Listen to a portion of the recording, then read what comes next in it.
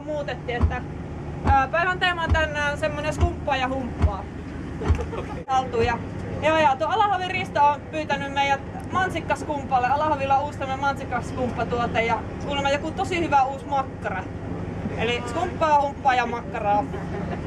Meillä on neljä eri tehtävää suoritettavana tässä. Meillä on piipputiimi ja tehtävänä on piipunpesu.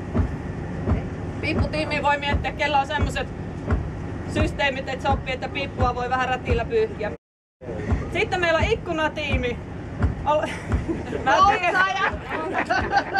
Mä tiesin tämän. Ollut pikkusen kiireinen ja pölyinen ja kuuma viikonloppu tuossa muuten takana, niin ikkunat kaipaa vähän puhistusta. Hyvin kepponen homma, kuka haluaa kepposia tehtäviä. Sitten meillä on pelastustiimi. Kaikki urot tietysti liittyy heti pelastustiimiin. Ja meillä oli katsastus tuossa vähän aikaa sitten ja laiva meni loistavasti läpi yhdellä huomautuksella. Pelastusliiveissä ei lue kaikissa MS-ukko ja Kuopio. Eli mulla on iso kasa mustia tussia tuolla, niin, eikä kirjoitella omia nimiä. Sitten on yksi spesiaalitehtävä, en mä tiedä onko teistä nyt kenestäkään. Meillä on tuo ankkuri tuossa.